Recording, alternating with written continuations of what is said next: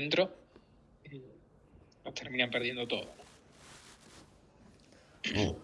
De ahí está el debate académico de si fue correcto o no salvar a Lehman Brothers, no salvar a Lehman Brothers en 2008, ¿no?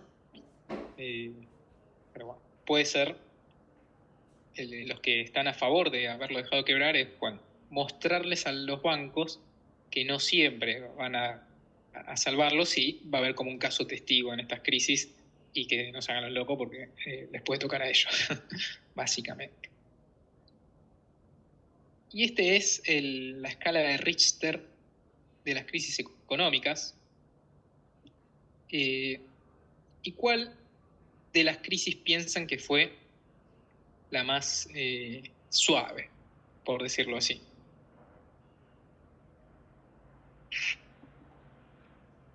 ¿De las crisis argentinas? Sí, de las más conocidas, ¿no?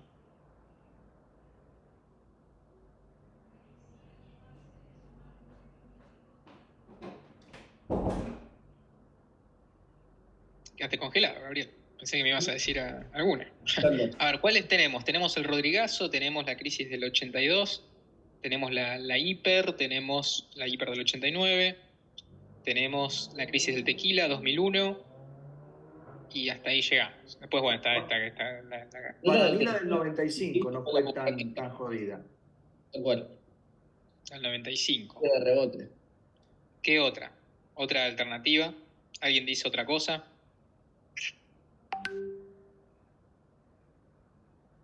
A ver qué dice la escala Richter. Bueno, como bien dijeron, la crisis del tequila no fue muy fuerte porque se pudo salir bastante rápido. Si bien salieron los capitales, y eso fue un problema enorme, quebraron algunos bancos, algunos bancos más chiquitos, había muchos más bancos también, eso hay que resaltarlo. Ahora quiebran, no sé, Galicia y ya está, game over. Porque es el banco más grande del Superviel, viste, acá estamos haciendo el aguante, somos el 2% del sistema, así que creo que nadie se entera. ¿Qué pasó con el tequila? Bueno, si bien salieron muchos capitales, y esos capitales eran un poco el sostén de la convertibilidad, Argentina entró en una recesión fuerte, se acomodó un poco la cuenta corriente por esa recesión, pero después se pudo mantener bastante en orden las cuentas fiscales, se pudo sostener la convertibilidad sin necesidad de devaluar. Y eso generó confianza e hicieron que esos capitales así se fueron por el miedo que había de que se desarme la convertibilidad, y cuando vieron que la cuestión se había acomodado, terminaron volviendo. Entonces, en ese sentido, si bien hubo cuestiones bancarias, hubo complicaciones severas, no pasó a mayores por el hecho de que se manejó bastante bien esa crisis. Y el Rodrigazo, que si bien fue una turbulencia, fíjense que se caen las bibliotecas acá, lo que ocurre con el Rodrigazo es que fue un aumento de la nominalidad enorme, hubo una devaluación del 100%, las tarifas aumentaron no sé cuánto por ciento, pero así como aumentó la nominalidad, aumentaron los salarios, no hubo mayores turbulencias que eso. Fue una crisis de balanza de pagos aumentada por nominalidad, pero no hubo disrupciones muy severas en ese sentido. Uy, bueno, ahí ya. Ahí hubo, entre la crisis del tequila y el Rodrigazo, quizás la crisis del 2018 también estaría en el medio, ¿no? O sea, no creo que haya sido tan grave como el Rodrigazo, pero quizás fue similar a la del efecto tequila. Sí, ahí hubo, vamos a la del 2018 la quiero ver mirando la balanza de pagos, la vamos a analizar por ese sentido, pero fue una crisis, un sudden stop, que también vamos a ver qué es.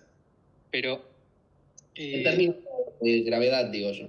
Ah, sí, pero incluyó obviamente una devaluación, rescate del FMI. Yo la pondría también en este renglón, más que nada por ser no hubo crisis bancaria, se pudo seguir pagando la deuda gracias al fondo, si no, si se hubiese tenido que reestructurar. pero no pasó a mayores, digamos. En términos de la escala Richter, las pondría también en este sentido. Yo porque el Rodrigazo llegó al 200% de inflación, o sea, tuvo como un impacto bastante fuerte. Sí, sí. Pero de vuelta, sí, no, en ese sentido tenés razón. Quizás bajaría un poco esto si lo pondría en este lugar al 2018. Pero Es comparable el Rodrigazo con las otras dos, digamos, ¿no? Es que respecto a la crisis del tequila son distintas. Claro. Son muy distintas, porque la crisis del tequila no tuvo efectos inflacionarios, no tuvo efectos en el tipo de cambio, solamente fue más que nada una recesión, pero como se salió tan rápido y hubo confianza en que no se iba a desarmar la convertibilidad, no hubo tanto problema en ese sentido. El Rodrigazo sí hubo mucha inflación, pero no hubo tanto... aceleró mucho la nominalidad, hizo que la gente dejara de confiar en el peso, fue el inicio de la destrucción masiva de la moneda. A partir de ahí hubo como 15 años en donde la inflación no bajó de los 3 dígitos. Eso es cierto, pero a lo que voy es, la gente lo vivió como, bueno, un desarme, bueno, otra crisis de balance de pagos un poco más jodida. Porque cada 3 años estamos en una crisis de balance de pagos. Luego, la hiperinflación ya es una crisis mucho más severa. Acá de vuelta, aquellos que vivieron la hiper del 89 lo sabrán muy bien. Acá es cuando los salarios se terminan pagando de manera semanal, tenés que comprar rápido las compras, mejor comprarlas a la mañana que a la tarde.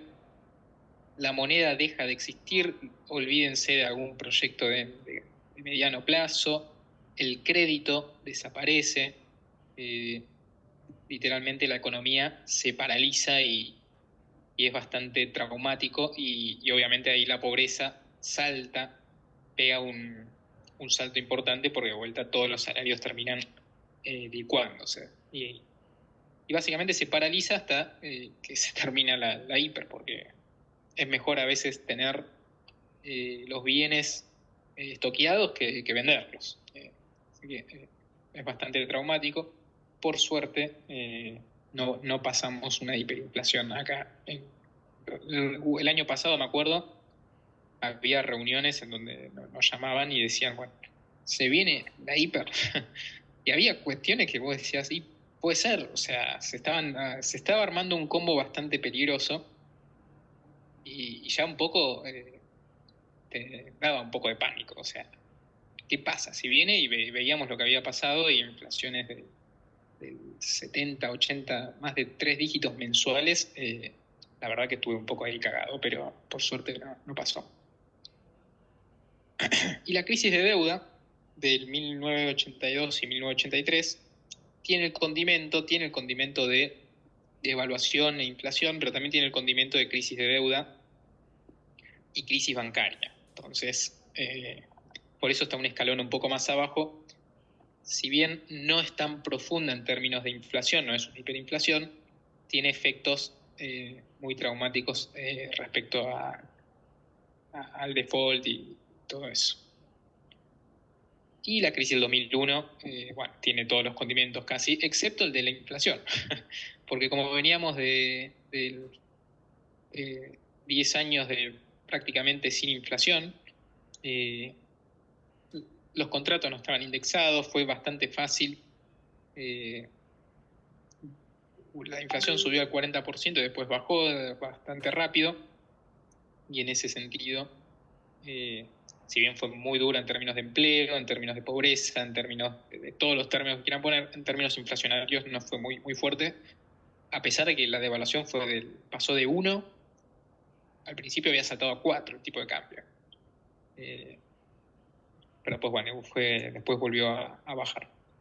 Hizo un overshooting en términos de Dornbusch, como también vieron en el curso de Eugenio. Bueno, eso un poco para introducir un poco las crisis. Como estamos de tiempo. Ahora vamos a hablar de los factores de vulnerabilidad macroeconómica. Y esto más que nada cuando lo que uno siempre tiene que estar siguiendo es el tema de las reservas internacionales, la deuda pública y cómo están los bancos y las empresas en términos de balance, ¿no? Las reservas internacionales es fundamental. Más que nada, por ejemplo, hoy Argentina tiene que pagar en enero alrededor de 4.000 millones de dólares de vencimientos de bonos, de deuda del Tesoro. Y cuando uno ve las reservas internacionales, ¿alguien sabe cuánto tenemos de reservas internacionales hoy? Términos netos, ¿no? No me hablen del número ese del Banco Central que está más sucio. Las reservas hoy, menos, Sí, menos 5.000, algo por el estilo. sí, más o menos. Menos 5.000 si contás los vencimientos de Bopreal de los próximos 12 meses, más o menos 3.000 millones si sacamos esos vencimientos. Lo correcto es lo que decís vos, menos 5.000, porque ya los vencimientos de Bopreal como que los tenés que pagar, entonces no los puedes usar. No, y el mercado los descuentas. Claro. Entonces, y uno ve y escucha a Milei y que tenemos equilibrio financiero, que eso es excelente. Fíjense que es uno de los flujos que tenemos que mirar constantemente. También es el balance fiscal. Marcelo, ¿querés decir algo? Sí, te lo iba a preguntar hace unos segundos, pero como no cortaste antes de meterte en las vulnerabilidades, no lo iba a hacer y como mencionaste a Milei, decidí hacerlo. Viste que Milei en todas las entrevistas, en varias entrevistas dice que cuando agarró el gobierno, básicamente tenía una crisis que era la suma de todas las que tenías en el gráfico anterior. ¿Qué tanto de cierto hay según tu punto de vista en eso que dice? Bueno, la clase de hoy, la idea es que te conteste, aunque sea la del Rodrigazo. Que a mi gusto, el gobierno, lo que dejó el gobierno de Massa estaba para un Rodrigazo. ¿Por qué? Porque era una olla a presión de toda la nominalidad de la economía. Tenías un tipo de cambio súper atrasado, la brecha estaba por encima del 100%, si no me equivoco había llegado a rozar los 200 en algún momento, entonces una devaluación del tipo de cambio iba a haber. Las tarifas estaban súper atrasadas, había que actualizar las tarifas, había stocks de demanda de dólares muy importantes. Recuerden toda esa deuda de importadores que se había generado. Entonces salir del cepo en un primer momento no lo podías hacer. Había controles de precios por todos lados, la nafta estaba atrasada, había control de precios en alimentos. Entonces era una olla a presión que estaba muy por explotar. Y los que yo a veces también escucho que bueno, Massa hubiese seguido con lo mismo, yo estoy seguro que Massa no hubiese seguido con lo mismo, porque no se podía seguir mucho más. Todo eso aguantaba porque sabían que se iba a terminar. No se puede estar conviviendo con menos 11.500 millones de reservas negativas, porque nada, el mercado no te lo aguanta. Solo se aguantaba porque sabían que ese esquema iba a terminar. Así que yo creo que Massa, Milei, Bullrich, Larreta, Schiaretti, cualquiera que hubiese ganado hubiese salido de una forma, quizás no era 800 el tipo de cambio, como dice Melconian, quizás, como terminó siendo, pero Melconian dice, quizás no era 800, era 500. Más o menos, como dice, ¿viste? Como habla Melconian. Quizás el aumento de tarifas había que hacerlo, no sé, un poco más fuerte en los primeros meses, menos después. Había detalles distintos, pero detalles. Lo que hizo era lo que hubiese hecho cualquiera que hubiese ganado. Ahora, lo que yo creo que es un diferencial que tiene Milei que no tiene el resto, es que Milei pasó a un equilibrio, un superávit, fiscal, financiero. Que eso sí no está en ningún plan económico del PRO, de Bullrich, Larreta, Massa. Hay que ver qué tanto iba a ajustar. Yo creo que iba a ajustar, pero no sé si a un equilibrio primario, porque Melconian hablaba de equilibrio primario. los intereses lo iba a buscar en el mercado de deuda en pesos, o no sé cómo iba a ser. Entonces, que se haya logrado un equilibrio, un superávit financiero, la verdad eso me parece muy bueno. Pero bueno, después siempre están las preguntas de, bueno, si es sostenible, si no es sostenible. O sea, bueno, los que nos preguntamos si es sostenible o no, después Milei nos putea. Y un poco tiene razón, porque, a ver, una vez que alguien se pone a hacer las cosas y nosotros preguntando si es sostenible o no, pero bueno, nosotros de algo tenemos que, todas las cosas nos tenemos que preguntar qué va a pasar, ¿no?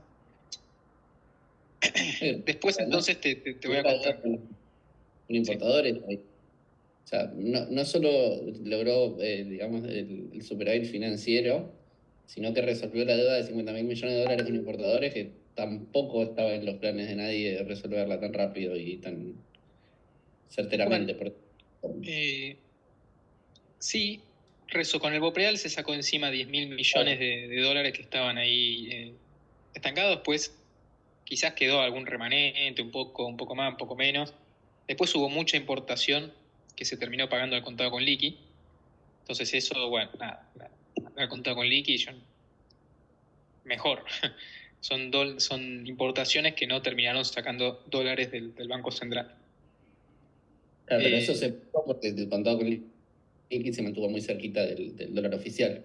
Claro, Antes no. pero bueno, también tenías el dólar blend, que es este 80-20 de exportación. Entonces, lo que dice el Banco Central es, el dólar blend va a seguir porque la oferta que estoy mandando yo por exportaciones es menor que las importaciones que están yendo a ese mercado. Entonces, si yo saco el dólar blend, tengo 9.000 millones de dólares de importaciones que me están pagando por ahí, la brecha se me va a ir a la mierda. Bueno, ahí hay un tema de si el tipo de cambio paralelo se determina por flujo o fundamento.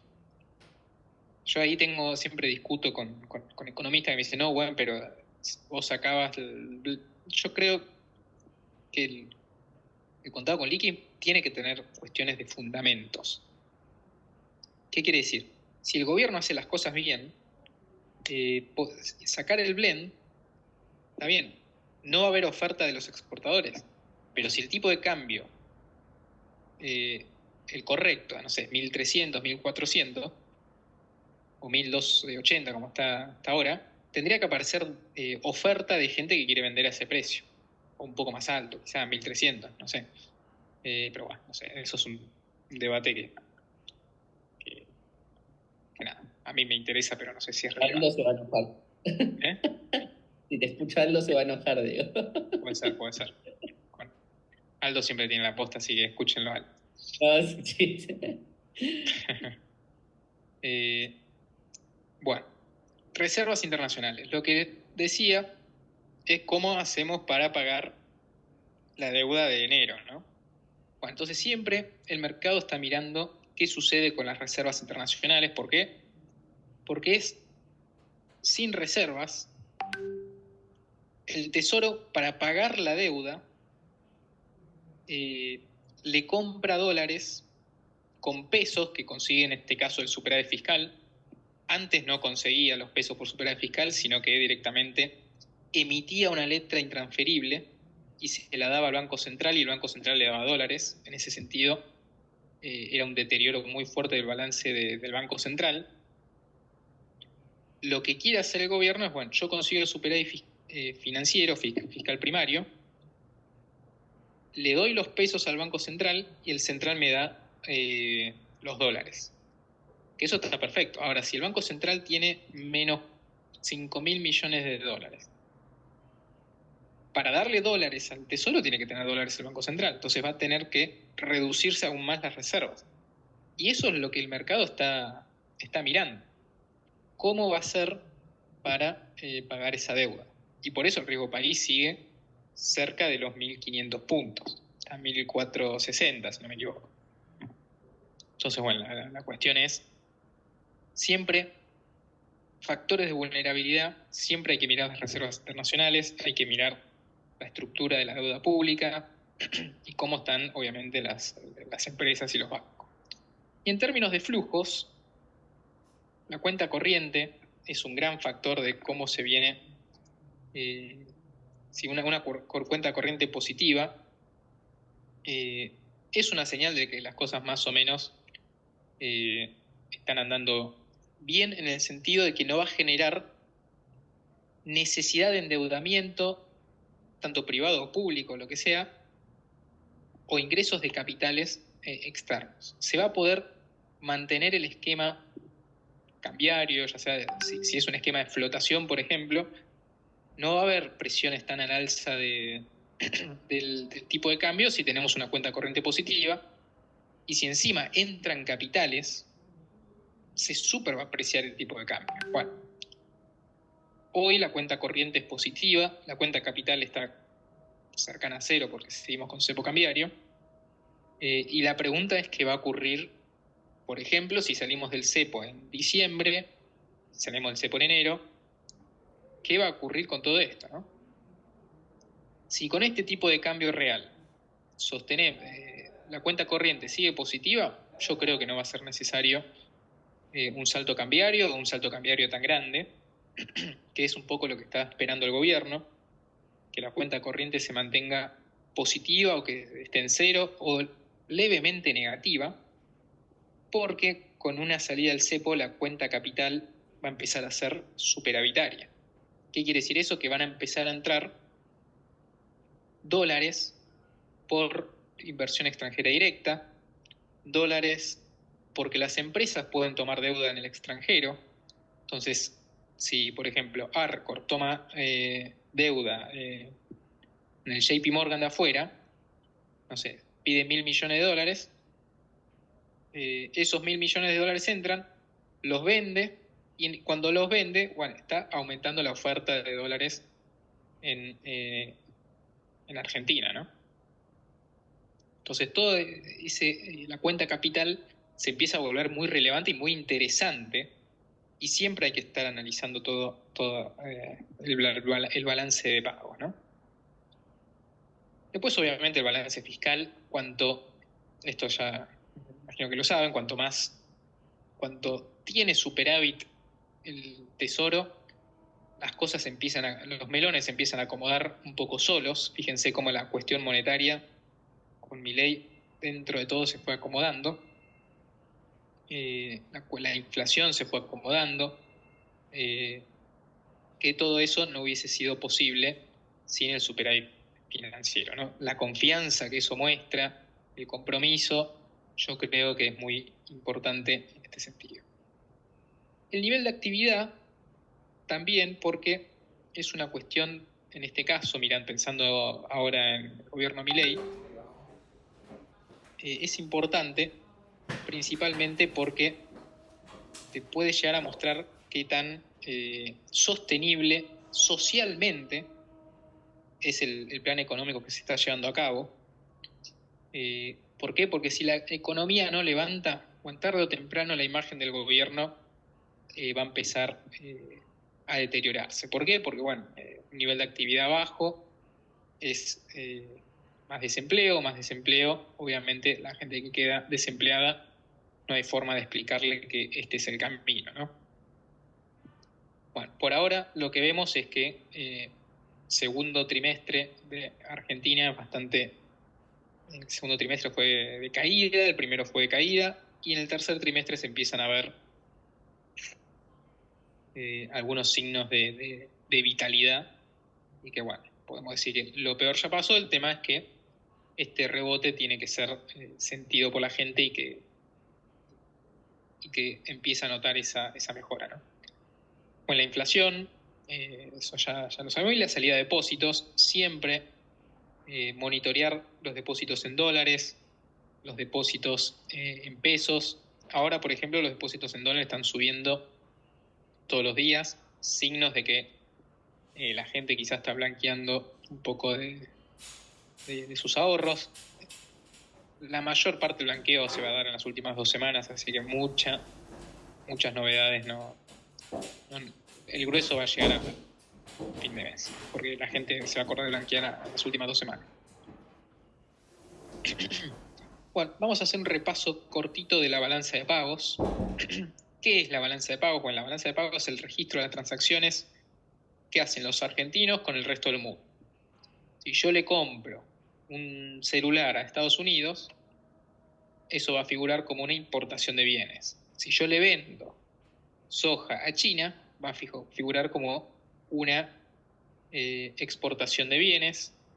Si un argentino vende servicios de programación afuera, figura como exportación de servicios. Si importamos, no sé, consultoría de alguna ingeniería, es una importación de servicios.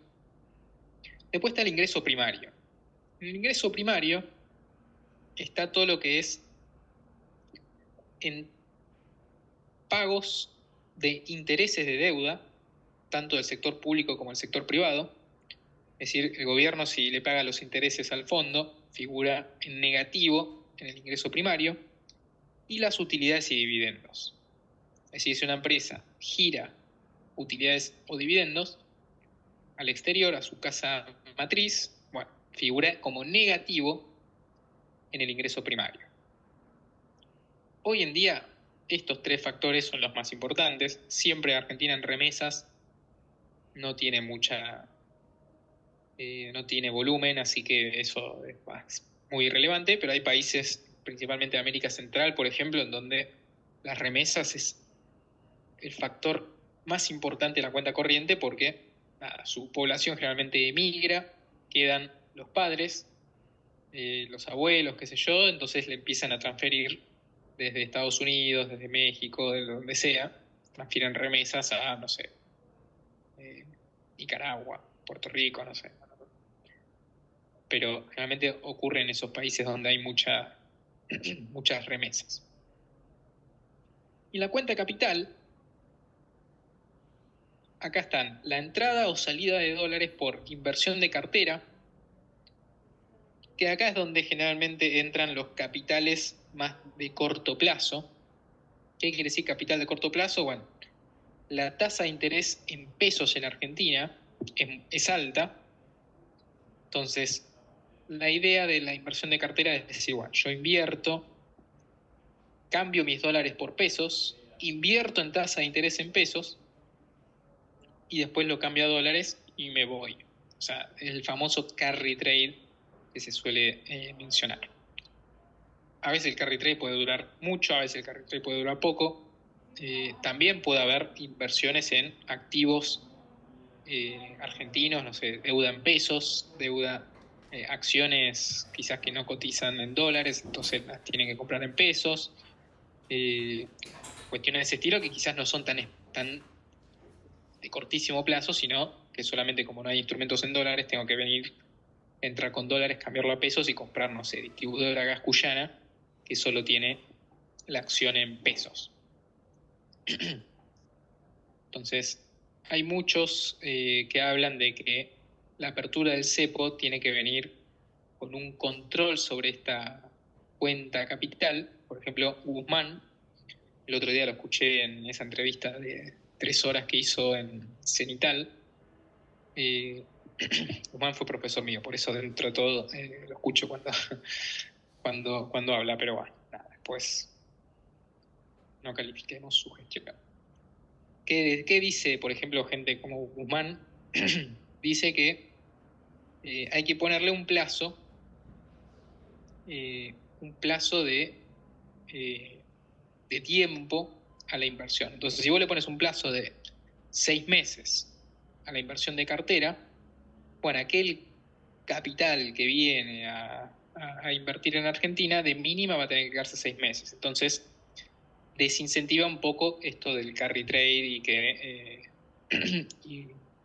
que no se pueda hacer esa maniobra. Entonces, dejan de entrar capitales por esta cuenta, ¿no?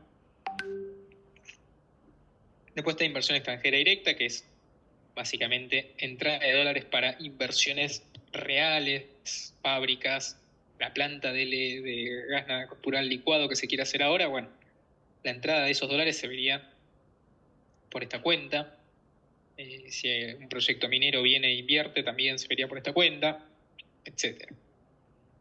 Deuda financiera, cuando una empresa toma deuda en el exterior y entran los dólares y los liquida, se vería en esta cuenta. en obligaciones del sector público es lo mismo que deuda financiera, solamente que del sector público. Y la formación de activos externos es cuando alguien compra dólares en el banco y después los retira y salen del sistema. Bueno, se figura como salida de formación de activos externos. La famosa, como se dicen algunos, fuga. Pero bueno, no es más que nada que la gente que no confía en que le vayan a hacer otro corralito, entonces se lo saca del banco. Y permítanme nada. Entonces, en el sector externo está la cuenta corriente, que hay que mirarla principalmente por esto. Cuanto más negativa sea la cuenta corriente, mayor va a ser la necesidad de financiarlo con entrada de capitales, es decir, con la cuenta capital. O si no llegan a entrar estos dólares por la cuenta capital, se va a financiar con pérdida de reservas. El régimen cambiario, cuanto más rígido sea el régimen cambiario, frente a un shock negativo que me haga que, por ejemplo, una sequía, en donde yo pierdo muchos ingresos por exportaciones, lo natural sería que, bueno, el tipo de cambio se deprecie un poco, haciendo que aumenten las exportaciones por otros sectores y desincentivar un poco la importación de bienes y servicios. Ahora, si uno tiene un sistema de tipo de cambio fijo que no te permite adaptarte a los shocks externos, ¿qué va a ocurrir? Bueno, las importaciones van a seguir siendo las mismas, las exportaciones caen, cuenta corriente negativa, y si no tenés cuenta capital, entrada de capitales, lo que se te va a ocurrir va a ser que vas a empezar a perder reservas. Entonces, el régimen cambiario siempre es relevante saber las particularidades de cada caso y cómo se analiza cada uno, ¿no? Después siempre está la cuestión de mirar el nivel del tipo de cambio real. Si el tipo de cambio real está muy apreciado, que esto que es la discusión que estamos llevando siempre hoy en día, el tipo de cambio está apreciado o no apreciado, hacemos un promedio de 1880, depende qué promedio hagas, te da si que está apreciado o no está apreciado. Pero la primera señal que te da si está apreciado o no es si la cuenta corriente es negativa o es positiva. Si sigue siendo positiva, quiere decir que el tipo de cambio no es necesario una devaluación no es necesaria una devaluación porque ¿para qué querrías hacer una devaluación si la cuenta corriente es positiva? Es más, todavía te puedes permitir que los capitales salgan, pero bueno, sí,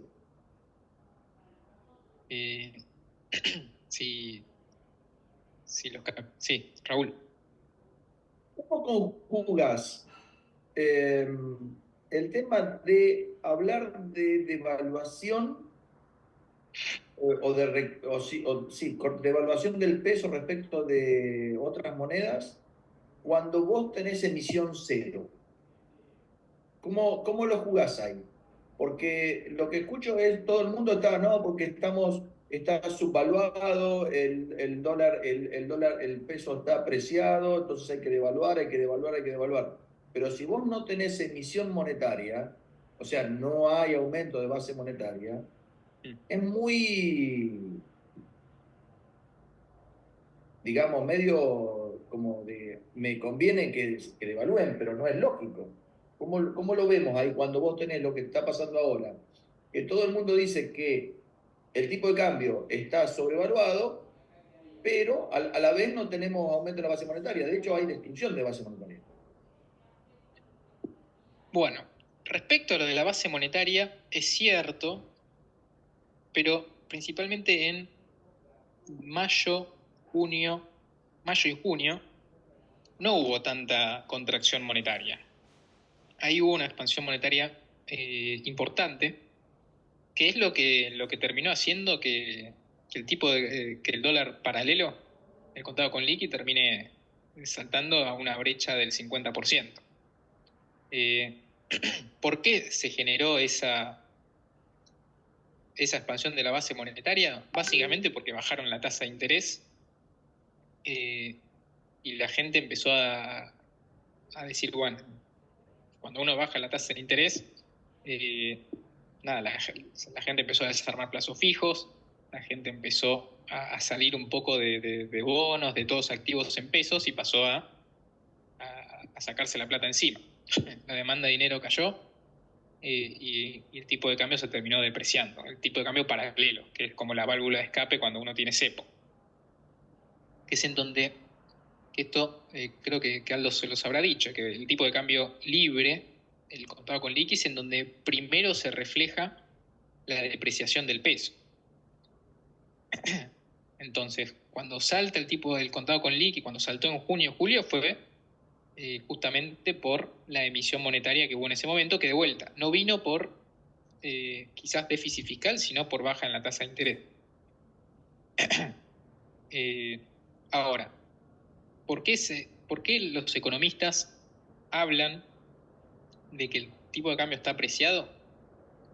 Básicamente porque están mirando la balanza de pagos y dicen, a este tipo de cambio, similar al que dejó Massa el año pasado, similar al de Macri 2017-2018, bueno, la cuenta corriente, si estamos con un tipo de cambio donde todos pueden acceder a los dólares sin cepo, va a haber una demanda de importaciones, va a haber una demanda de dólares muy importante, justamente porque es un tipo de cambio barato. O sea, si a 1.000 pesos uno pudiese comprar dólares, uno dice, la verdad, que me tiro de cabeza a comprar dólares. Entonces, generalmente, cuando uno ve los modelos de los escenarios macroeconómicos de las consultoras, generalmente tienen salida del cepo cambiario con un salto cambiario. Que ese salto cambiario varía dependiendo de la consultora, pero está entre el 20 y el 40% aproximadamente.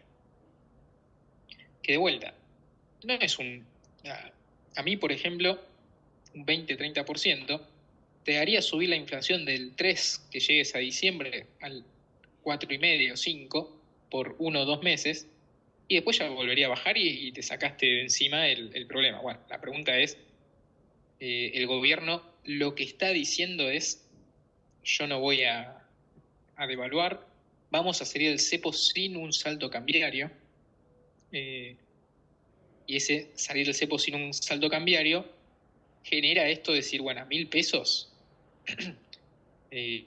la gente la gente no, o sea, las importaciones van a ser muy baratas, porque tampoco va a haber impuesto país, porque se va a eliminar. Entonces, en ese sentido, las importaciones subirían por encima de las exportaciones, haciendo que la cuenta corriente sea negativa.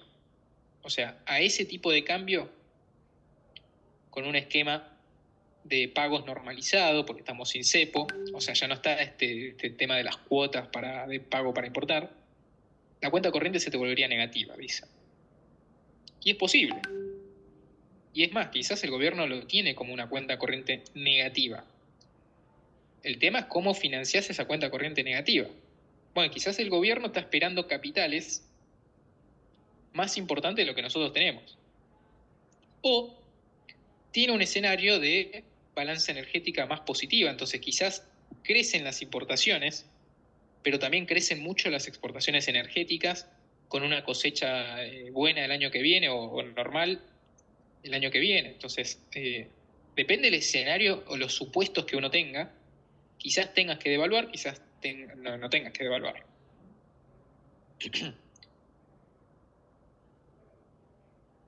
Bueno, no sé si te contesté ahí, Raúl. ¿Está bien? Sí, pero digamos, hay algo que siempre nos perdemos en el análisis económico y que estamos siempre con variables duras y no vemos las variables blandas. El presidente Milei es un tipo, además de ser un tipo que estudia y que conoce de economía, también es un digamos, tiene mucho de, no me sale la palabra justa para definirlo, pero tiene mucho de místico, digamos, ¿no? Y de querer hacer cosas que pasaron en otras épocas en las cuales pareciera ser que fueron exitosas. Caso como la novia que tiene, ¿no? Este, yo estoy casi convencido que esa mística va por los 1.000 pesos y el cepo se levanta cuando el oficial llega a 1.000. Eso ya lo tengo casi asumido e incluso te digo más. Hay algo en una normativa que no sé de la DGI que están hablando de 1.000 pesos. Así que me parece que anda por ahí. Y no sé si, creo que diste en el clavo, Diego, ahí en el tema del balance de las exportaciones de energía. Y porque ellos están computando varias cosas. Tenés exportaciones positivas de energía que no te van a sacar plata hoy día, que hoy día estás mandando plata para comprar gas y eso lo van a dar vuelta, eso está confirmado y es así. El blanqueo impositivo que va a traer un montón de dólares porque es muy tentador y es muy barato y además vos podés hacer un bloqueo De bienes fiscal personal. en el cual vos no vas a presentar más declaraciones juradas por 5 años y todo lo que tu patrimonio crezca no pagás nada, con lo cual tenés dos cosas lindas, que es una no pagar nada y otra que no van a tener muchos números para poder perseguirte. La tercera es todas las inversiones que van a venir en energía. Con lo cual, yo creo que están apostando a eso y que el dólar, y acordate la salida de convertibilidad 1.000 a 1, ¿no fue? Yo no me acuerdo cómo 10.000 australes, un peso. exactamente. Bueno, también. O sea, se empiezan a... Hay muchas cosas que Milei se sale del libreto y te mete alguna cosa que le pasó, porque hoy Cavallo fue el mejor economista del mundo y Menem fue el mejor presidente de todos los tiempos antes que él. Con lo cual, el 1.000 a 1 también suena bien, digamos, ¿no? Así que ténganlo pendiente. Una Y si nueva llega a moneda. ser así, Y le podemos sacar 3-0 a la moneda. Bueno, 1.000 pesos con el crawling 2% se llega a mediados de diciembre, lo cual es posible que el cepo se salga en esa fecha. La cuestión de vuelta está en, más allá de lo que quiera hacer el gobierno, si sale del cepo y no tiene reservas internacionales, bueno, ¿es comprador o vendedor a ese tipo de cambio? Bueno, ahí lo que vos mencionás va a ser comprador, porque vas a tener exportación de energía, vas a tener inversiones del RIGI, vas a tener los dólares de blanqueo, vas a tener esto, lo otro. Es posible. Ahora, ¿qué pasa si a ese tipo de cambio quizás las exportaciones de energía fueron más optimistas de lo pensado, el blanqueo no fue como pensaban? ¿Van a ser vendedores de reservas? ¿Y si no tenemos reservas? ¿Cómo lo van a sostener? Y ahí es donde, de vuelta, dame tu supuesto si te digo cómo te queda tu balance de pagos. Si tu balance de pagos queda deficitario y no tenés reservas, y vas a necesitar un salto cambiario. Si es deficitario, si es superavitario, porque de vuelta tenés exportación de energía, quizás te suben las importaciones. Que, ojo, que suban las importaciones no es malo, a mí me encantan las importaciones. Pero si tenés más exportaciones también, bueno, tenés un comercio mucho mayor y es buenísimo. Tenés más actividad sostenible con los dólares de la energía. Y si pero no encima lo podés pensar a la austríaca, por ejemplo, que te digo, ok, levanto el cepo a 1.000 a 1, flotación limpia y arréglense. No intervengo más en el mercado de dólares, economía bimonetaria, manejen pesos y dólares. Y si no le alcanzan los pesos, manejen dólares. ¿No te parece que puede llegar a ser una solución en la cual vos ya no tenés que ni tocar reservas? Bueno, eso es un sistema de flotación. con un sistema de flotación el tipo de cambio se te va a oferta-demanda y ahí está lo mismo. Si tenés una mayor demanda que oferta, el tipo de cambio va a subir. Ahora, si vos tenés más oferta que demanda, el tipo de cambio va a bajar, de vuelta. ¿Qué Sí, está supuestos claro, tenés de pero demanda y digamos, el oferta de Banco dólares? Central, pero ahí, Dieguito, el Banco Central no va a perder reservas porque no interviene. Ah, A lo no, no, sumo, no, si, no va a perder. si ve No, no, no. que se le viene por debajo de los 1.000, tratará de decir, bueno, buen negocio y compro dólares, ¿no? Pero Sí, para sí, sí. Bueno, sostener, pero... obviamente en flotación no necesita reservas, puede tener cero y no pasa nada. De última, como decís vos, acumulará hasta llegar al cero y listo. La pregunta ¿es comprador o vendedor a 1.000? Si es perdón, si es comprador o vendedor, no. Si la oferta se iguala a la demanda en 1.000 pesos. Si no se iguala, el dólar va a subir si la demanda es mayor. Bueno, de vuelta. ¿Cuáles son los supuestos de demanda y de oferta de dólares de cada consultor a un precio de 1.000? Y ahí depende los supuestos de superávit energético, los supuestos de blanqueo, los supuestos de entrada, de cosecha, los supuestos como es, de la inversión extranjera directa, de tal. Y como todos tienen distintos supuestos, a todos les da cualquier cosa.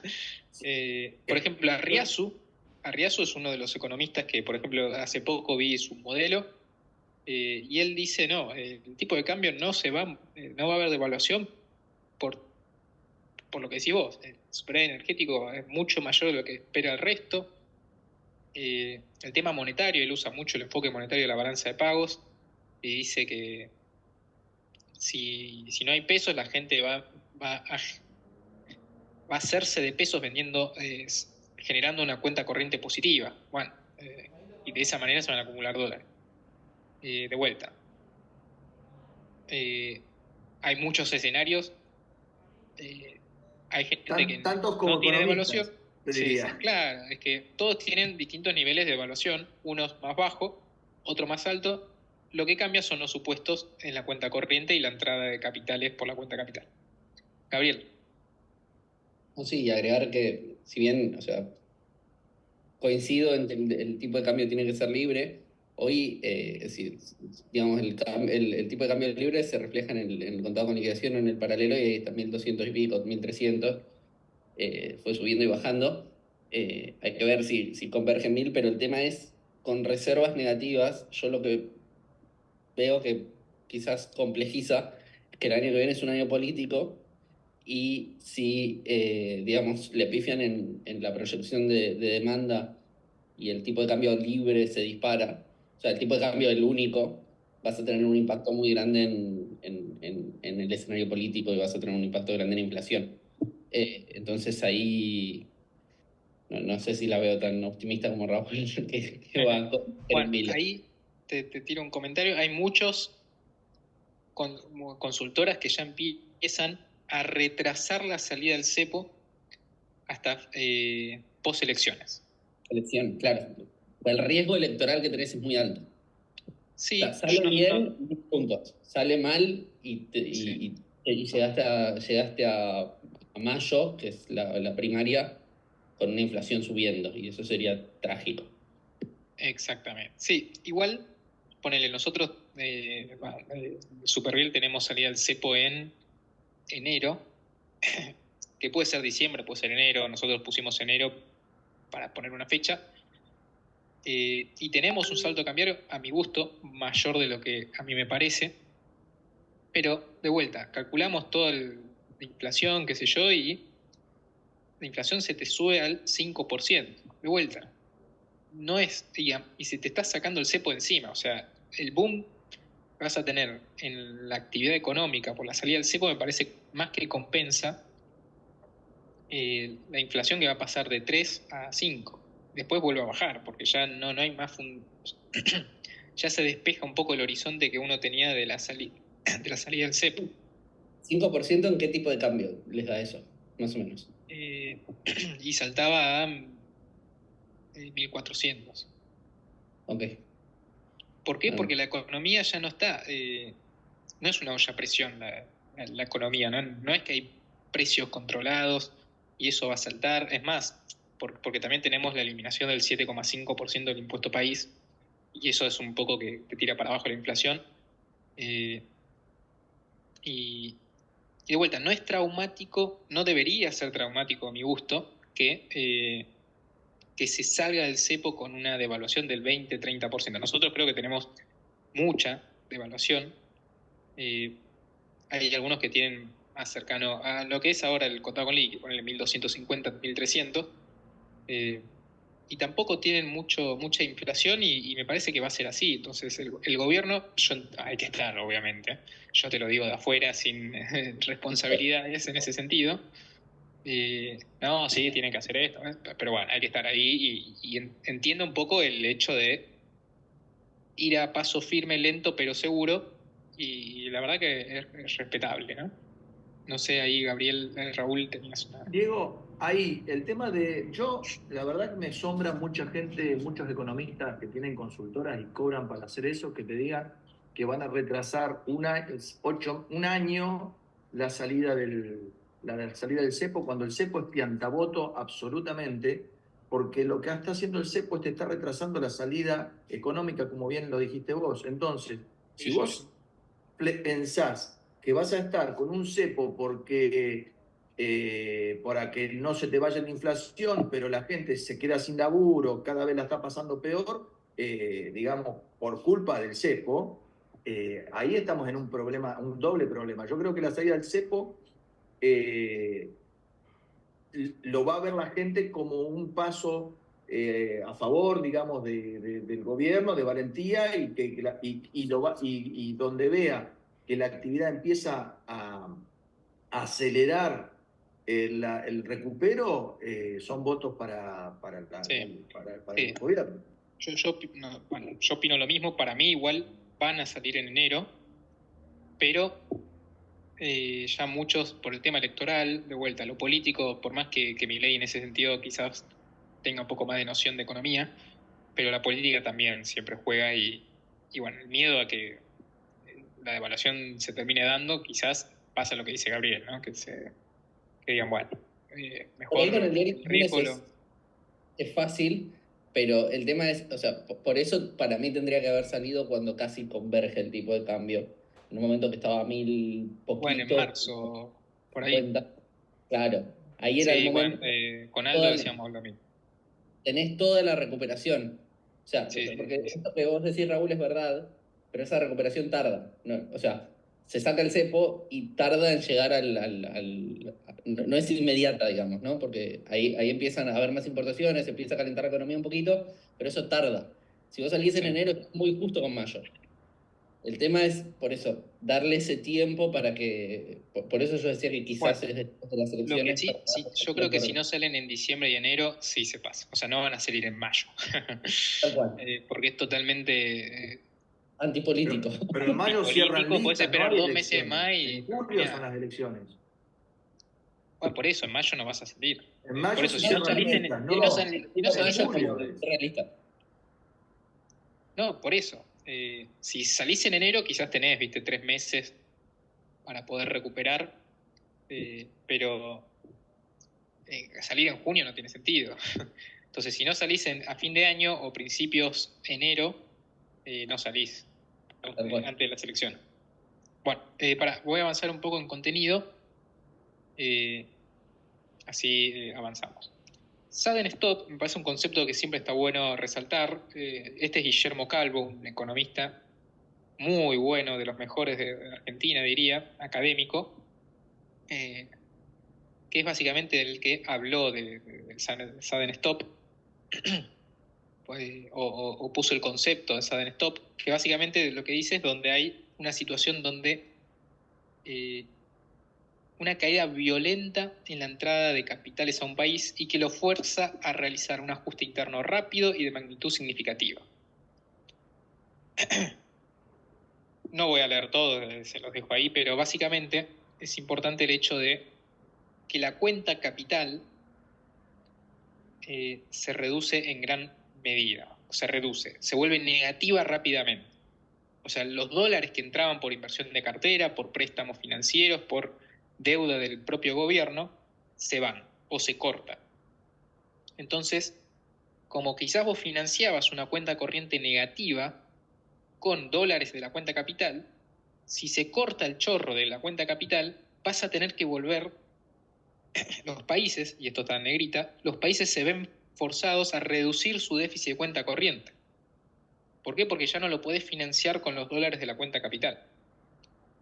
Entonces, para reducir tu déficit de cuenta corriente tenés que achicar las importaciones y aumentar las exportaciones. Una alternativa es recesión fuerte y que las importaciones se hagan pelota. Esa es una alternativa. La otra es una devaluación que de vuelta achica las importaciones e incentiva las exportaciones. Entonces, obviamente, estos sudden stop resultan en caídas del producto y empleo muy profundas, ¿no? Y se van a espantar un poco con estos numeritos, pero me parece importante repasar algunas cuestiones de la balanza de pagos de Argentina en los últimos años, estos 2003 a 2023. Fíjense la cuenta corriente de 2003 al 2012 fue muy positiva. ¿Por qué fue muy positiva? Porque teníamos una balanza comercial de bienes principalmente muy positiva. ¿Y por qué era muy positiva la balanza comercial? Por los commodities, la soja. Por los commodities. Teníamos recuerden, en 2002 el tipo de cambio se devaluó de 1 a 4, entonces también el tipo de cambio era muy alto, y encima está lo que dice Raúl, los precios de los commodities volaron. Como volaron los precios de los commodities, volaron las exportaciones. Fíjense. Y como volaron las exportaciones, podía aumentar las importaciones sin romper el balance comercial. Entonces, las exportaciones prácticamente más que se duplicaron, llegaron a 80.000 millones, y las importaciones también más que se duplicaron. Entonces hubo, fíjense, Cristina gana con el 54%, gana el 2011. Bueno, ¿por qué? Porque la economía, a la actividad económica le iba bárbara, porque teníamos esta entrada de dólares que podría financiar esta entrada de importaciones, que eran importaciones de consumo, importaciones de capital, importaciones de lo que sea. Entonces la actividad le iba bárbaro. Ahí no teníamos cepo, fíjense, teníamos pagos de utilidades y dividendos. Las empresas podían sacar las utilidades y dividendos para afuera, 4.300 millones, qué sé yo. Por otro lado, no había mucha inversión de cartera, estábamos en default en ese sentido, la inversión de cartera estaba muerta. Acá, por ejemplo, ¿se acuerdan qué pasó acá? La cancelación de Néstor. La cancelación de... Exactamente. La cancelación del FMI de Néstor, que lo financió, vayan a saber cómo, ese préstamo turbio de Venezuela. Sí. Bueno, y bueno, y después, en 2011 se acaba un poco este boom de commodities, empieza a hacer todo muy turbio, la balanza energética, producto del freno, del congelamiento de las tarifas de los servicios públicos, la balanza energética también se pone muy negativa. Entonces, las exportaciones, fíjense cómo empiezan a menguar, y las exportaciones y las importaciones al principio, bueno, acá suben, pero bajan. Y que bajen las importaciones de vuelta no es algo que sea bueno. A mí me encantaría que las importaciones sean 150.000 millones de dólares. ¿Por qué? Porque me encantan los productos de afuera. Ahora, estas importaciones, muchas eran de energía. Y encima, sumado a la balanza de servicios, vamos a ver este periodo, teníamos una balanza comercial de bienes y servicios negativa, principalmente 2013 y 2015. Entonces, ¿qué pasó? Y la cuenta capital, y las utilidades y dividendos, acá ya empezamos con cepo. Lo que pasa es, bueno, el cepo te permite ahorrarte dólares por acá. Ahora, no esperes con cepo tener mucha entrada de dólares por otra vía, ¿no? No vas a poder tomar préstamos, no vas a poder tomar muchos dólares por ese lado. Por eso la cuenta de capital estaba bastante magra. Lo que sí, con el cepo también podés ahorrarte que la gente compre dólares, la constitución de activos externos, lo que se llama fuga. Fíjense cómo baja de menos 21.000 millones a, bueno, a lo que se podía en ese momento, ¿no? Y después asume Macri. Y el problema de Macri fue este déficit de cuenta corriente. Que al principio, fíjense cómo era financiado completamente y sobre completamente con la cuenta capital. Teníamos un déficit de 15.000 millones, se financiaba con cuenta capital de 29.000 millones. ¿De dónde salía esta cuenta capital? Bueno, por un lado, la inversión de cartera, fíjense cómo se despierta. La inversión directa siempre es más lenta en ese sentido.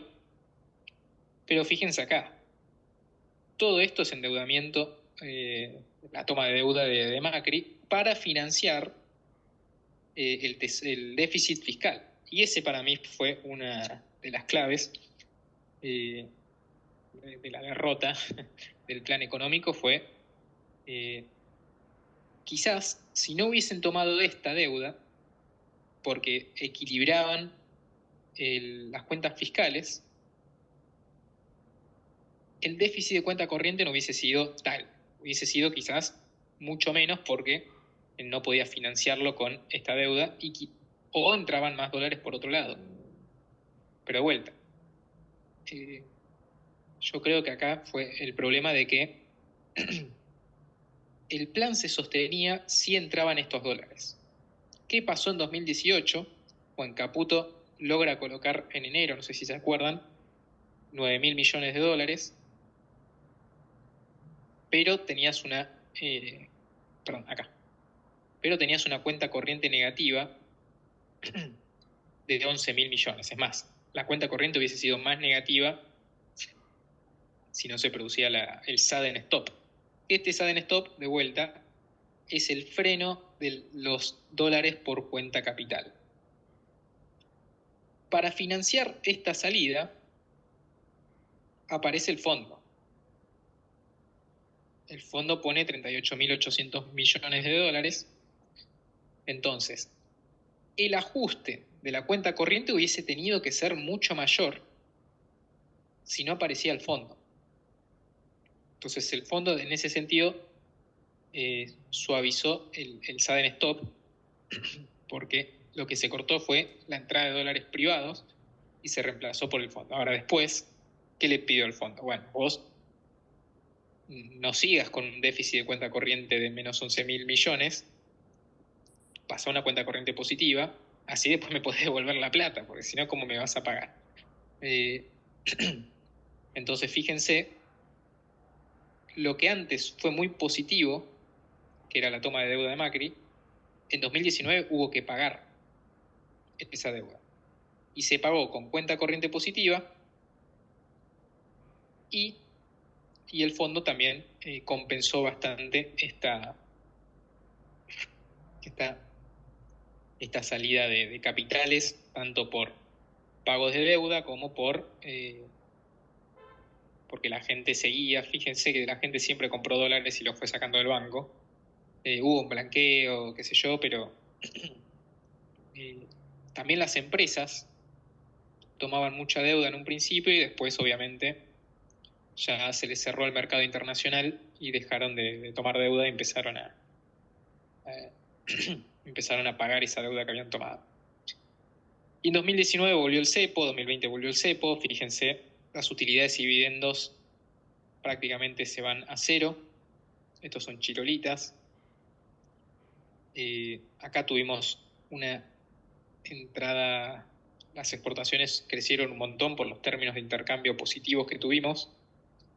Las exportaciones llegaron a 90.000 millones, lo cual es buenísimo, pero la cuenta capital se vuelve aburridísima porque no tenés inversión de cartera, no tenés inversión extranjera directa, no tenés préstamos.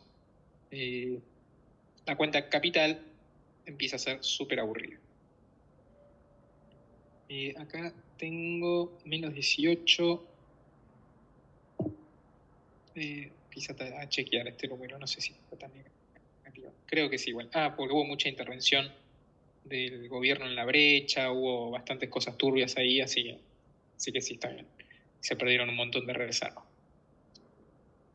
Bueno, entonces, cuando uno va analizando la balanza de pagos, siempre es fundamental ir siguiendo cómo está la cuenta corriente.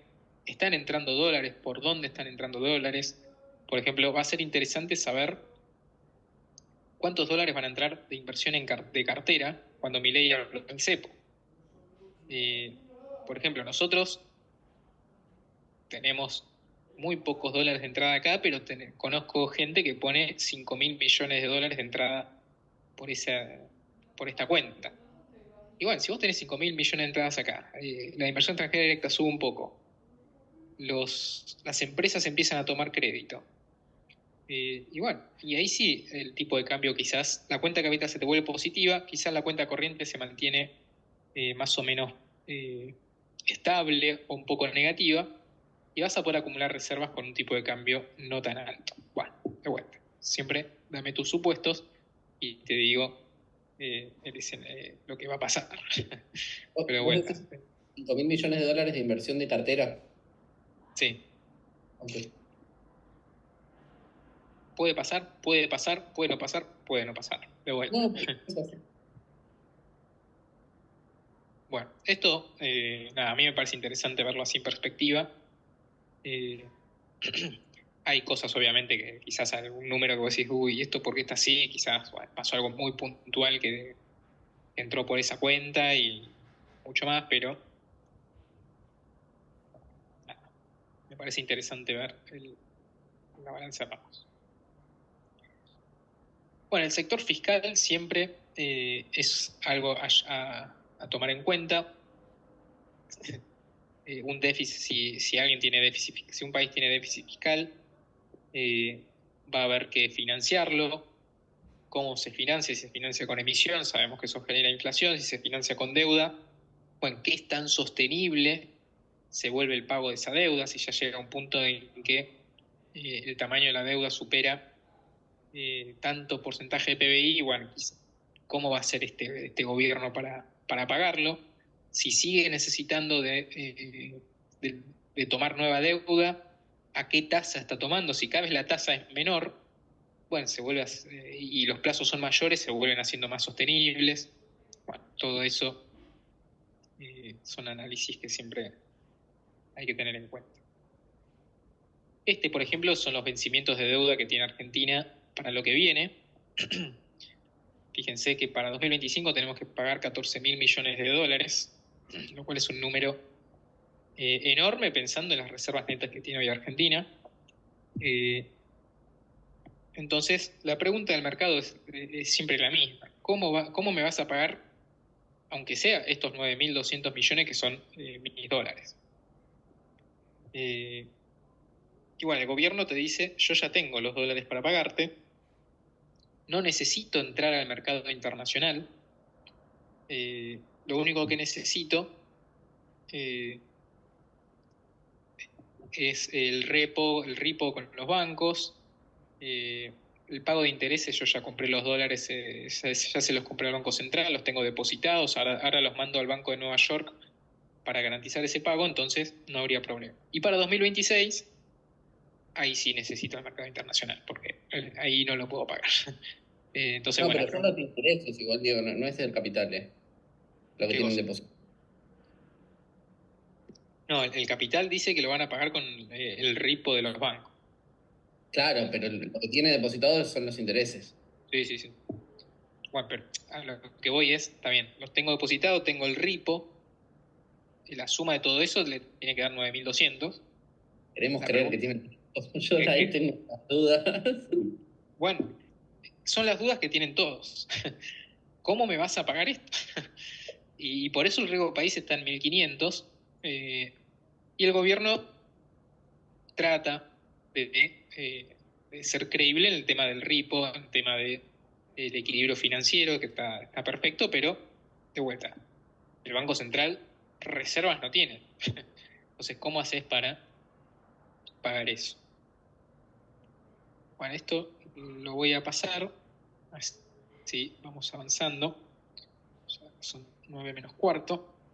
Y acá vamos un poco a hablar de populismo.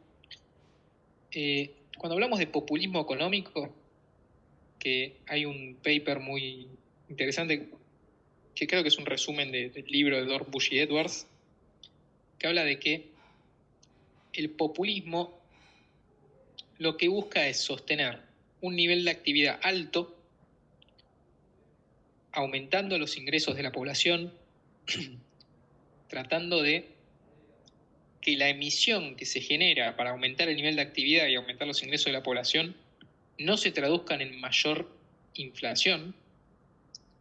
¿Cómo lo hacen? A través de controles de precios, a través de medidas heterodoxas, morenistas, si podemos llamarlo, y obviamente ignorando que cuando se desarme todo ese esquema, esa telaraña de controles de precios, de regulaciones, freno de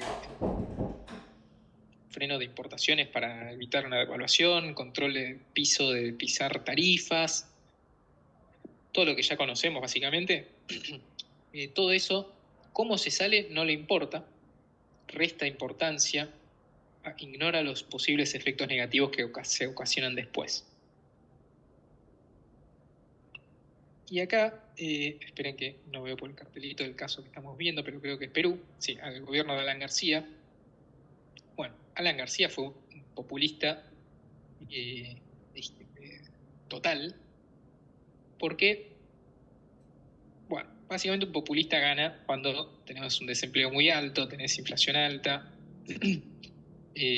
las cosas van mal, encima estaba el Sendero Luminoso en Perú, fue bastante duro, deuda externa, entra con un discurso de populista de aumentar ingresos, de que no se aumentan los ingresos porque hay alguien que no quiere. Entonces, lo que genera son medidas de reactivación de consumo interno, se aumentan los salarios, más subsidios, que en un principio la economía, la gente lo siente como algo que se siente bien, o sea, empieza a tener más ingresos reales y empieza a aumentar su consumo.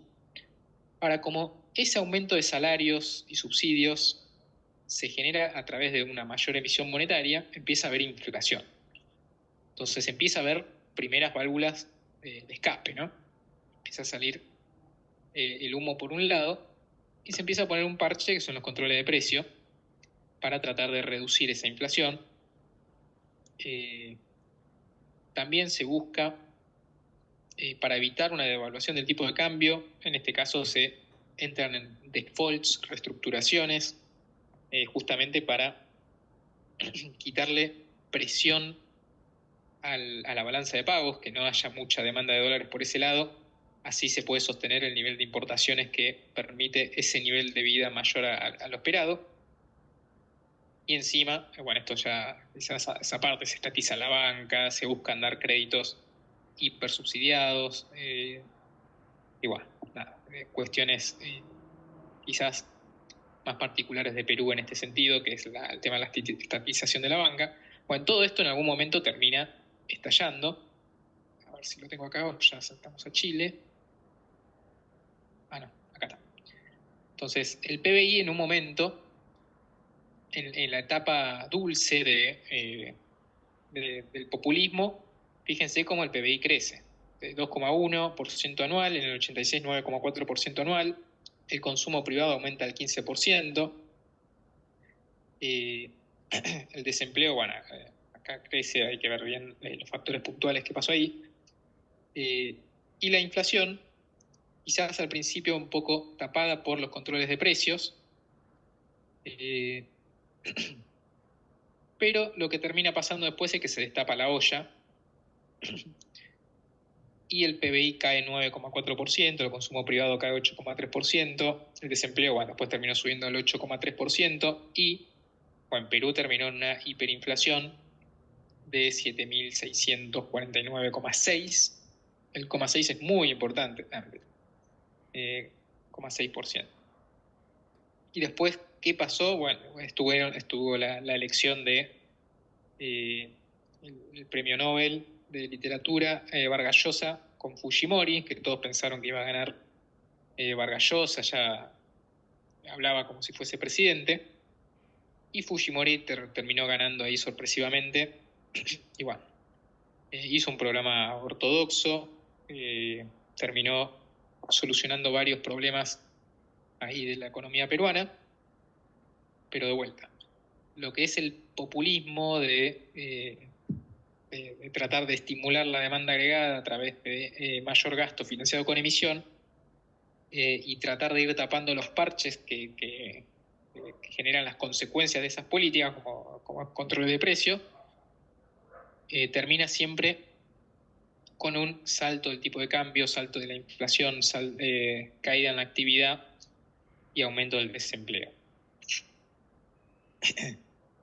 Después, bueno, Fujimori, dentro de todo, obviamente se le pueden hacer críticas, que cerró el Congreso, que no sé qué, que Montesino, que mataba gente.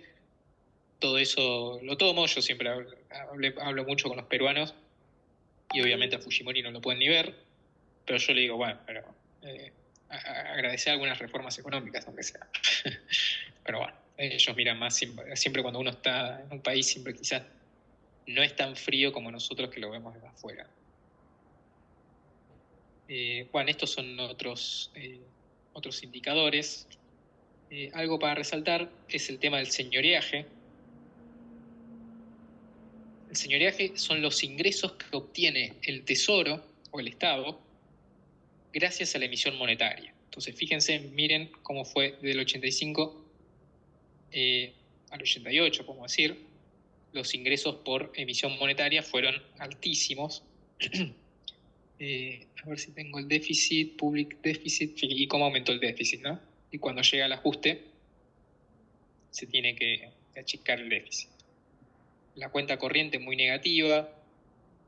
Y bueno, eso básicamente es lo que sucede en estas experiencias, ¿no?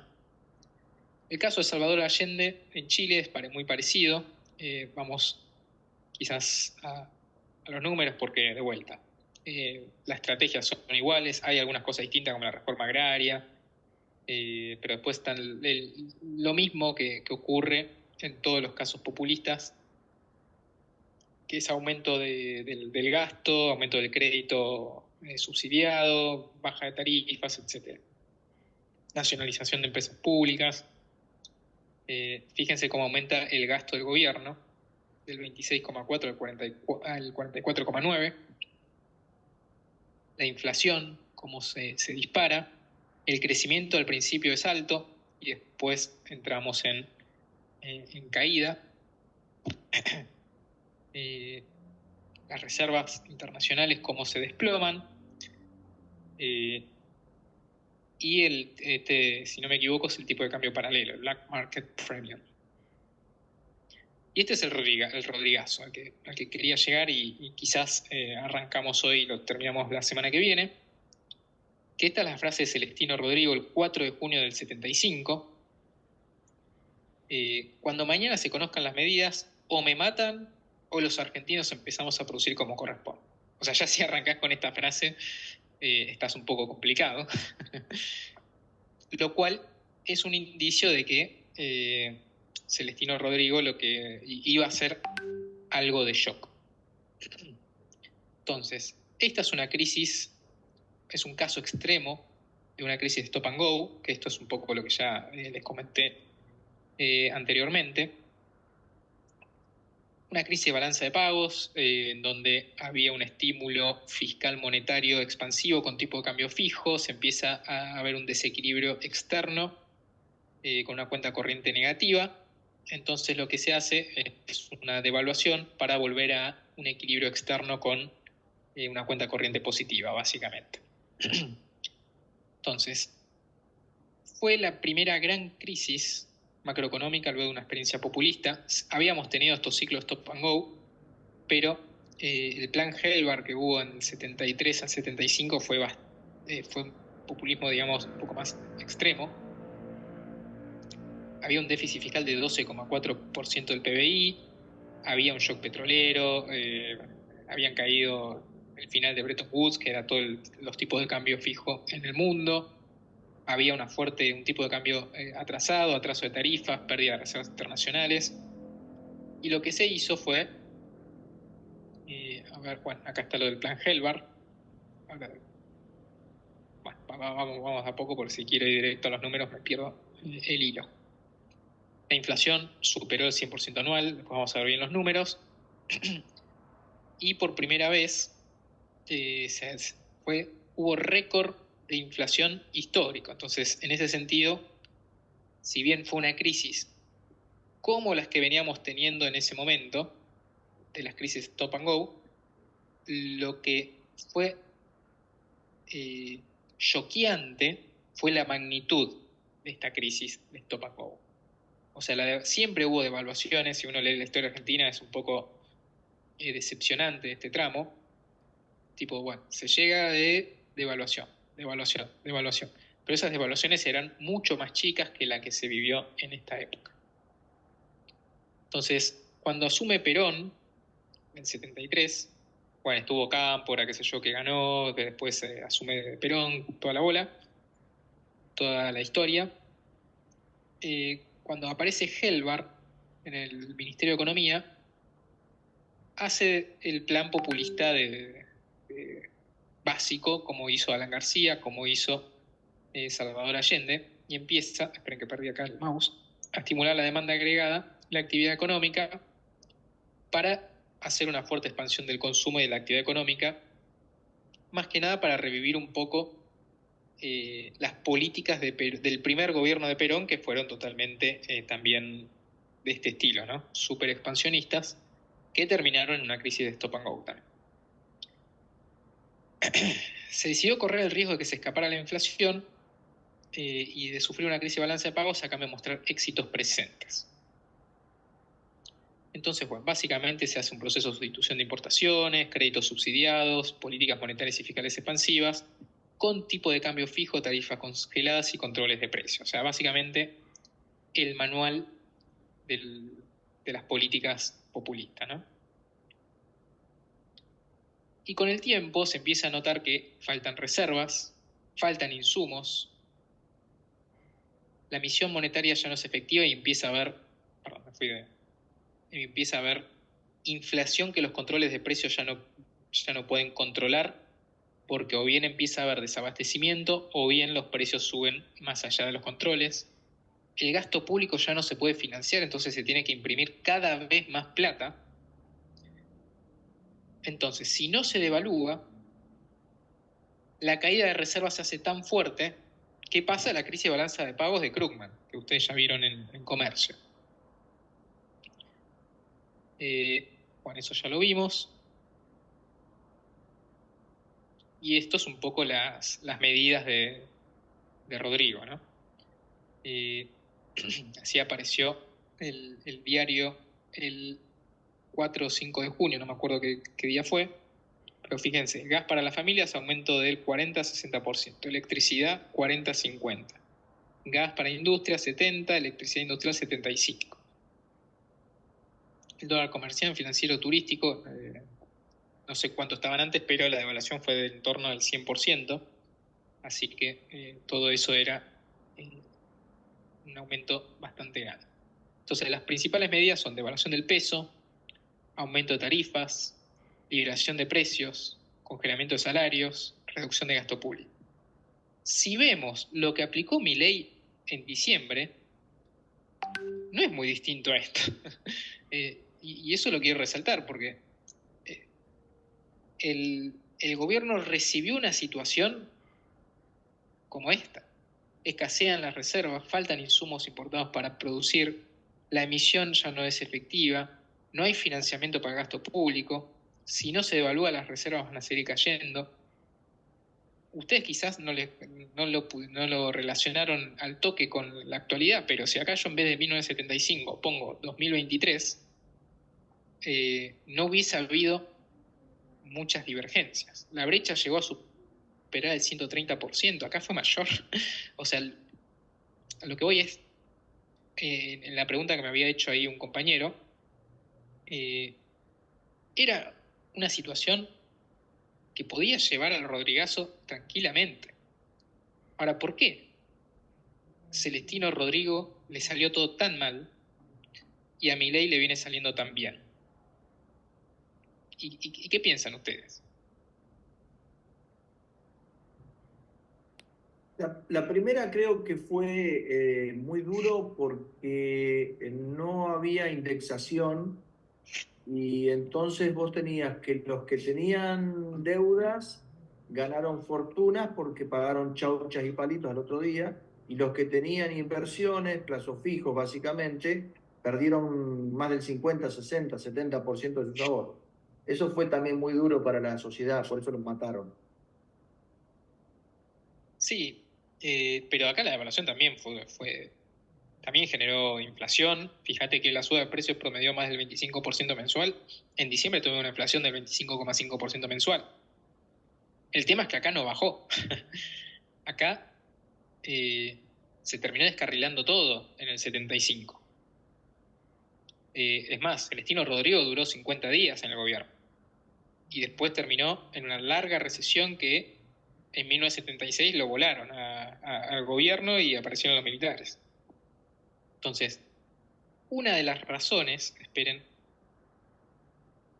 acá, ¿por qué no se pudo sostener? Bueno, hay cuestiones políticas.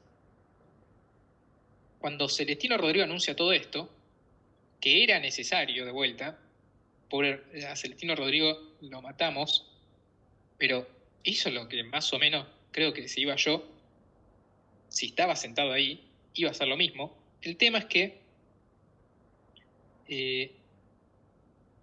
el gobierno no estaba dispuesto a enfrentar a un programa de ajuste, de devaluación.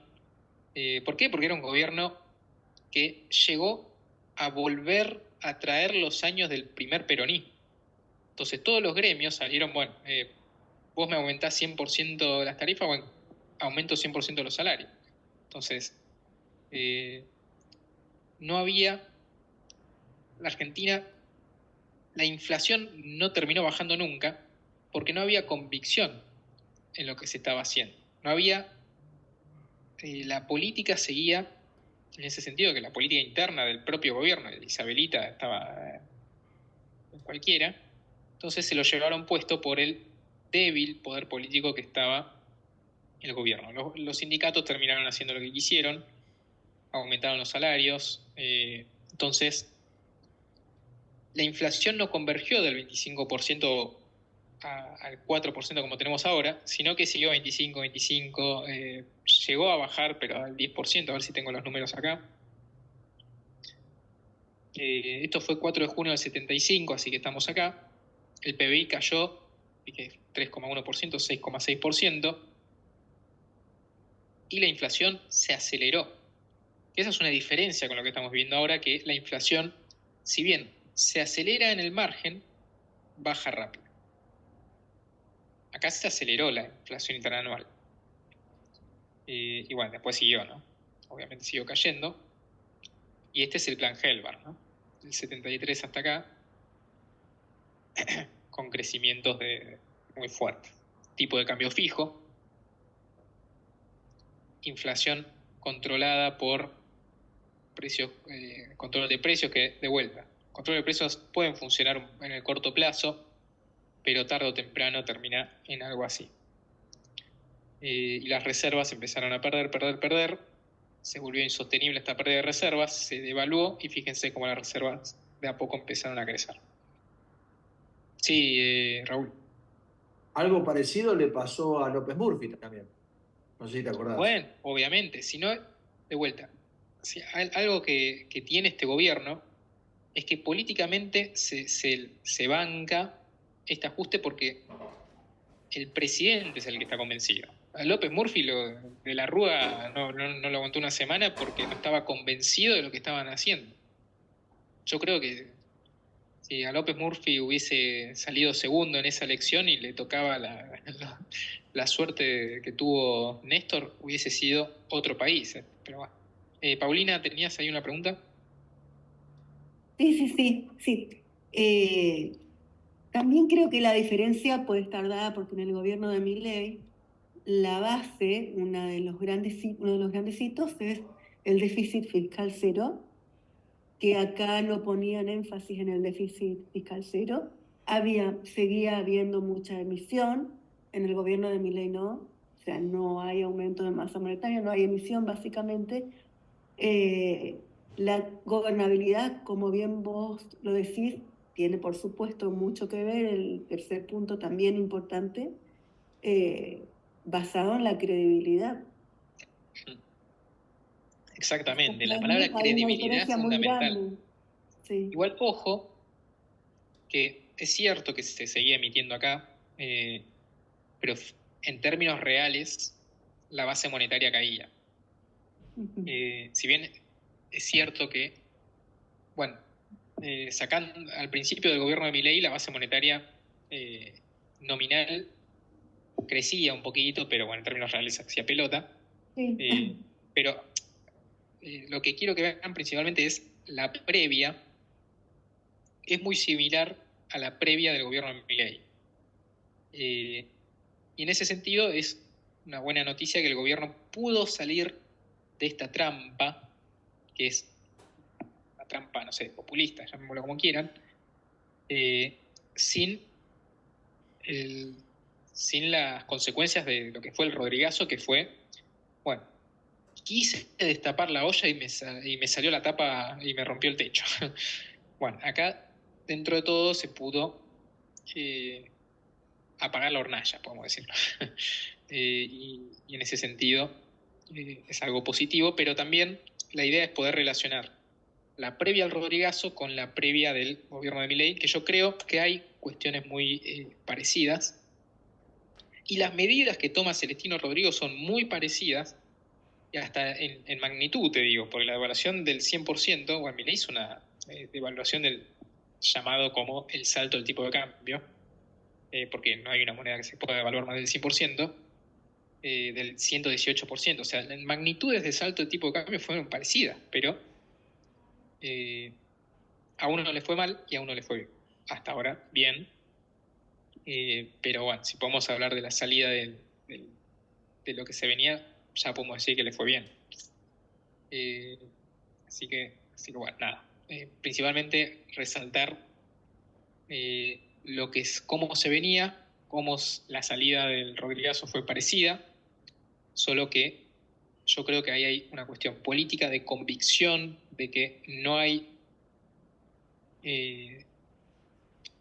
digamos, bueno, quizás podemos permitir, en vez de equilibrio financiero, vamos a equilibrio primario. Como hay esa convicción, el mercado le está empezando a creer muy fuerte y eso genera credibilidad. Y la credibilidad es lo que no hubo acá, básicamente. Bueno, después tienen algunas cuestiones más. Que bueno, acá hay un poco de catarsis. Que no queda tan claro que este fracaso populista haya servido como lección para la clase política y el conjunto de economistas para evitar tropiezos dos veces con la misma piedra. Tanto en los años 80 como en los primeros años del siglo XXI, la Argentina repitió muchos de estos errores populistas. Y bueno, nada, un poco, nada que no supieran ustedes. Pero bueno, Celestino Rodrigo duró 50 días. Por suerte Caputo duró más. Así que bueno, les propongo cerrar ahora. No sé si hay alguna pregunta, comentario.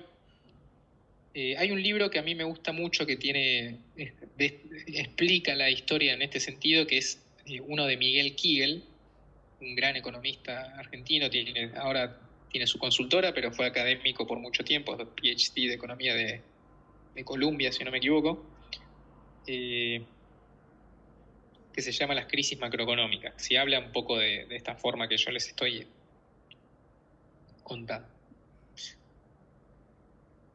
Así que bueno, si les parece, cerramos acá y seguimos la semana que viene hablando más de la tablita de Martínez de Oz. Muchas Así que, gracias. bueno, espero que les haya gustado y bueno, porque acá lo importante es que la pasen, que aprendan y que la pasen bien. Bueno, Sí. estamos hablando.